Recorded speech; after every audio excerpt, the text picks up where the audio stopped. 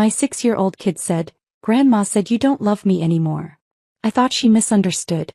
Until I checked the surveillance camera footage. My mom had been whispering lies for weeks. So I taught my daughter one sentence. A week later at a family dinner, my mother turned pale when my child said.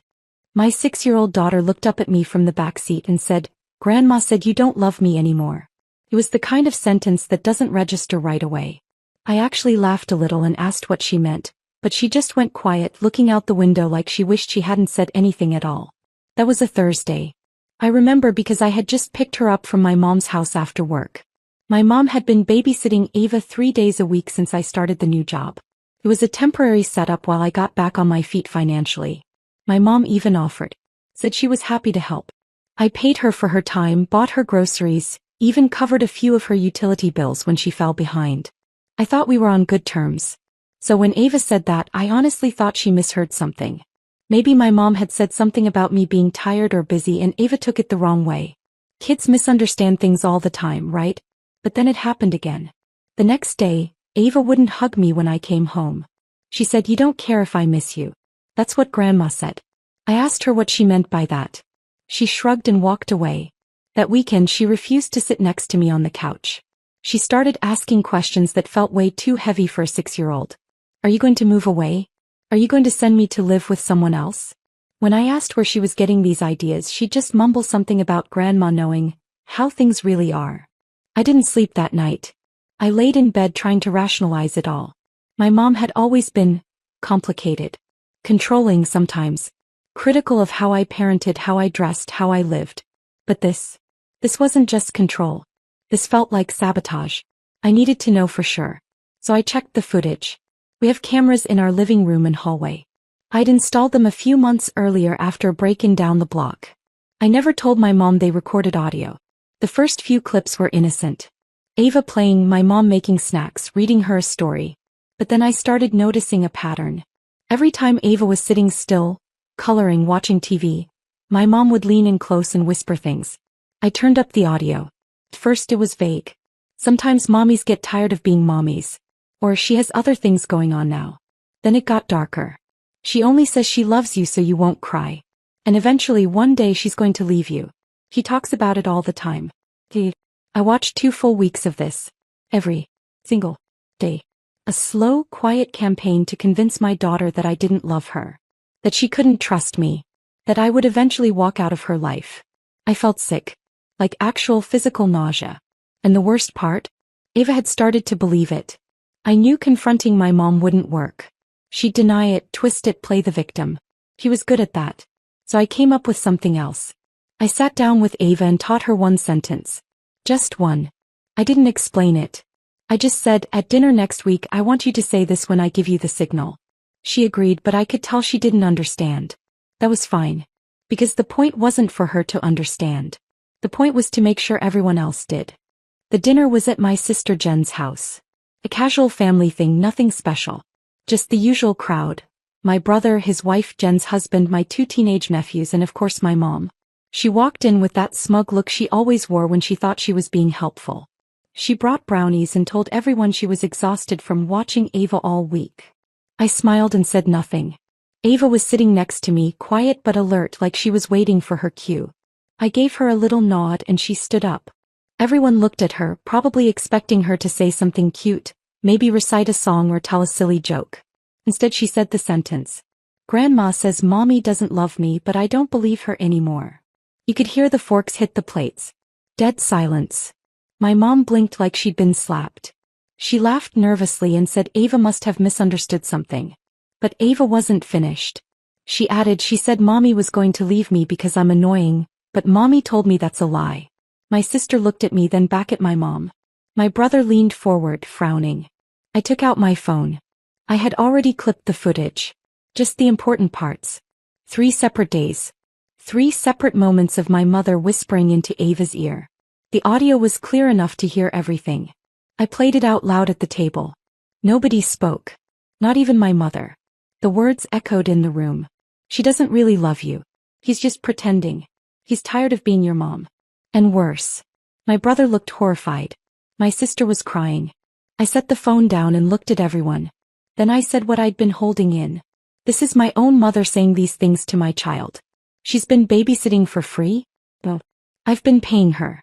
I've been covering her phone bill, her gas, her electric, even her mortgage when she fell behind last year. I've been giving her everything, and in return she's been slowly poisoning my daughter against me. No one defended her. Not one person. My mom sat there pale and frozen. Then she said something about being misunderstood, that she only meant to comfort Ava, that maybe she said things in the wrong tone. I didn't say a word. I stood up, picked up Ava and left. The next morning I canceled everything. Her bills. Her mortgage payments. Her credit card I'd co-signed. Gone. She called me 6 times that day. I didn't answer. Left voicemails ranging from fake apologies to full-blown screaming. I saved them all. Then I blocked her number. She came to my door once, 3 days later, with tears and excuses. I didn't open it. Because once someone tries to take your child's trust in you, tries to replace it with doubt and fear, there is no going back. Not for me. I thought the worst part would be the confrontation. The actual moment at the dinner table when everything came out. But it wasn't. The worst part came after. That night, after we got home, Ava crawled into bed with me and didn't say a word. She just wrapped her arms around me and fell asleep almost immediately. That told me everything I needed to know, how deeply her trust had been shaken and how much she'd been holding in. I sat there for hours, awake, staring at the ceiling, wondering how long it would take to undo what my own mother had done. Wondering if I could undo it at all. By the next morning, my mom had already begun the second phase. Damage control. She started with me, called 6 times, left voicemails that started with forced sweetness and ended in anger. Accused me of turning the family against her, of orchestrating a setup to humiliate her. Said things like, I gave you life and this is how you repay me. Like I owed her a lifetime of silence because she'd done the bare minimum of being a parent. Then she moved on to the rest of the family. My sister called and said Mom had texted her something about edited footage. That I'd manipulated the audio. That I was unstable and always had been. Jen didn't buy it. Neither did my brother, who told her bluntly to stop texting him or he'd block her too. By the 3rd day she was at my door. She stood outside in her oversized coat, holding a Tupperware container like we were just having a bad week. I watched her through the peephole. She didn't knock. Just stood there like she expected me to open the door out of habit. I didn't. She stayed there for almost 10 minutes. Then she left the container on the step and walked away. I never opened it. I threw it straight in the trash. Later that night I got an email from her. It was longer than anything she'd ever written in her life. Pages of half apologies, rewritten history, and a subtle warning. You can't just erase your mother. That's not how family works. But she was wrong. Because what she did wasn't family. It was betrayal, pure and simple. You don't get to walk into a child's life and start planting ideas that their parent doesn't love them. You don't get to whisper lies just because you're unhappy or jealous or bitter about how your own life turned out. That's not family. That's sabotage. And now she would have to live with the consequences. I met with a lawyer the next day, not to sue her or anything like that, but to formally remove her as my emergency contact, revoke her access to Ava's school records, and make sure there were no loopholes she could slip through if anything ever happened to me. I rewrote my will. I added a friend as guardian if the worst ever came. I didn't just cut her off emotionally. I erased her from every legal corner of my life. And I didn't tell her. Let her wonder. Let her sit in the silence she created. Ava was doing better after a few days, but I could still see the residue. She hesitated when I said I loved her, like she was waiting to be proven wrong. She started asking if I'd pick her up for sure, after school, even though I always had. I had to build it all back one quiet day at a time. And then, about a week later, something happened that almost made me question everything I'd just done. It happened at Ava's school. It was a Monday. I had just dropped Ava off at school and was halfway through a lukewarm coffee at my desk when my phone buzzed. Unknown number. I let it ring out. Then a text came through. Please come to the front office. There's something here for you. It was from the school secretary. Nothing unusual. Sometimes it was forgotten homework or a permission slip Ava never gave me, but when I got there she handed me a manila envelope. No return address. Just my name and handwriting I recognized instantly. I opened it in the parking lot. Inside was a letter. 4 pages. Neatly written in blue ink. It was from my mom. The first page was all about how she was misunderstood, how she didn't mean any harm, and how I was twisting everything into something ugly. She said Ava had taken her words out of context, and that I had poisoned her just as much as I was accusing her of doing to me. The second page got darker. She blamed me for her financial problems. Said if I'd been more generous, more grateful, she wouldn't have felt the need to insert herself. She said she stepped in where I failed. Her words. The third page was about Ava. She claimed she had only tried to prepare her for the truth. That one day, Ava would see who I really was and would thank her for being honest. That phrase made my skin crawl. And the fourth page. It was a list. A list of all the things she'd done for me over the years. Babysitting, money she loaned me in college, help with rent, even groceries from 10 years ago. She wrote it like a bill. A tally of every crumb she'd ever handed me. She ended it with one sentence underlined. You wouldn't be where you are without me. I sat in the car for a long time just staring at the letter. I wasn't sure what disturbed me more, her complete lack of remorse or the fact that she'd dropped this off at my daughter's school. The secretary said a friend of mine had brought it by, said it was important. No one questioned it. They just passed it along. She hadn't broken any rules. I went straight to the front office and gave them a list of names. My mother's, her boyfriend's, her neighbor's. Anyone who might try to do something like that again. I asked them to flag any contact. I also asked them to update the emergency contacts, removing her name entirely. The woman behind the desk didn't ask questions. She just nodded. That night Ava had a nightmare. First one since everything started. She came into my room crying and told me she dreamed that I left and never came back. That grandma told her it was going to happen and she was right. I held her until she fell asleep. Then I sat in the dark and made one final decision. No more silence. No more shielding her from the truth. If Ava asked questions, I would answer them. Not in a hateful way but in a way that protected her from ever being manipulated again. Because no one gets to take a child's trust in their parent and tear it down brick by brick just to feel powerful. I wasn't just done with my mom. I was done pretending she had ever been the kind of person worth having in our lives at all. After that letter, I expected her to go quiet. He didn't. Instead, it got worse. A few days later, my sister Jen forwarded me screenshots. My mom had been messaging her nonstop, spinning this narrative that I was unstable, that I had brainwashed Ava, that I was erasing family history out of pride. She even dragged in my late father, which crossed a line I didn't even know she had the nerve to cross. She sent similar messages to my brother, my aunt in Florida, and even one of my old high school friends she hadn't spoken to in over a decade. Every message had the same undertone. Asterisk Sarah is destroying the family. He's dangerous. She needs help. Asterisk. It was surreal watching someone who raised me, someone I used to trust, try to destroy me like this. But here's the thing. Her messages didn't work. One by one, people either blocked her or told her outright to leave me alone. My brother called her manipulative. My aunt said she sounded like she was spiraling. And my sister, who had once tried so hard to keep the peace, finally told her flat out, "You did this to yourself." So she escalated. She showed up at Ava's dance class. I wasn't there yet. I was 5 minutes out, stuck in traffic, when I got a call from another mom who knew what had been going on. She said an older woman, my mom, had approached Ava in the hallway and tried to take her hand. Ava backed away and the other mom stepped in. I got there in record time. My mom was already gone. The instructor was shaken. Ava was hiding in the supply room crying.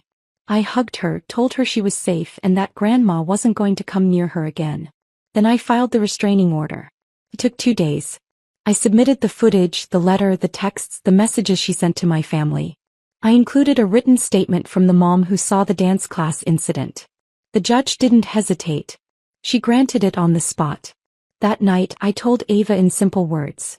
Asterisk grandma isn't allowed to come near you anymore. Or me. She's not safe. Asterisk. Ava just nodded. She didn't ask why. She didn't need to. She already knew. The next day I changed the locks just in case. I added a second camera to the back of the house. And when I dropped Ava off at school, I felt something I hadn't felt in weeks. Relief. I had done everything I could to protect her. But the story wasn't over yet. Because 2 weeks later I got a call from a number I didn't recognize. I almost let it go to voicemail. I wish I had. Because when I answered, it wasn't my mom. It was someone else. And what they told me made my stomach drop. The voice on the phone was male. Calm, polite. He introduced himself as a social worker with the county. Said he needed to ask me a few questions about an anonymous report that had been filed. I already knew. He didn't say who made the report, but I didn't need him to. He asked if Ava had been left alone at home. If I'd ever raised my voice to her. If I ever withheld food, locked her in her room, neglected her basic needs. Every question made me feel like my skin was being peeled off. I answered everything calmly. I offered documentation. Names of people at Ava's school. Pediatrician contact. He said it was probably nothing, just routine, and he apologized for the intrusion. But I knew better. It was her. My mother. She'd made a false report. Trying to paint me as unfit. It wasn't enough to poison my daughter against me. Wasn't enough to humiliate me, drain my money, corner me at dinner, or show up at her dance class. Now she wanted to go nuclear. She wanted to take Ava from me. That night I didn't cry. I didn't panic. I didn't even get angry. I got organized. I printed out everything. The transcripts of the voicemails. The letter. The screenshots from Jen. The statement from Ava's school about her showing up uninvited. The restraining order. I made copies and mailed them to my lawyer, kept originals in a locked drawer, and emailed digital backups to a trusted friend out of state. I met with the social worker. Let him see Ava's room. Her medical files. Her meals for the week. Her schoolwork. After 20 minutes, he said plainly that everything looked perfectly normal, and the case would be closed in a few days. And it was. But that was the moment everything inside me hardened. This wasn't just emotional sabotage. This was war. And there was no coming back from it. I filed a second report, this time to her landlord. I wasn't just helping pay her mortgage. I had co-signed the lease. And after consulting my lawyer, I sent a letter terminating my financial obligation and withdrawing my name from any future liability. That triggered a chain reaction she hadn't seen coming. The landlord raised her rent. The utilities piled up. Her credit score, already weak, began to slip. And just like that, the house of cards started collapsing. She called again. Left voicemails sobbing, begging, bargaining. Said she'd been pushed too far, that all she ever wanted was a relationship with her granddaughter. But I knew the truth. She didn't want a relationship. She wanted control. And I was done giving her any. The last message I ever sent her was one line. If you ever come near me or my daughter again, I will press charges. She never responded. It's been 4 months now. Ava's lighter. She laughs more. Her drawings have changed. She used to draw houses with storm clouds. Now she draws sun, flowers, smiling stick figures holding hands. She still asks about Grandma sometimes. I tell her the truth. Grandma made some choices that weren't safe for us, so we're staying apart. And that's enough for her. Sometimes people ask if I feel guilty. The answer is no. Because love without safety isn't love. It's manipulation. And anyone who tries to come between a mother and her child, quietly, slowly, like rot beneath the walls, doesn't deserve forgiveness. They deserve distance. Permanently.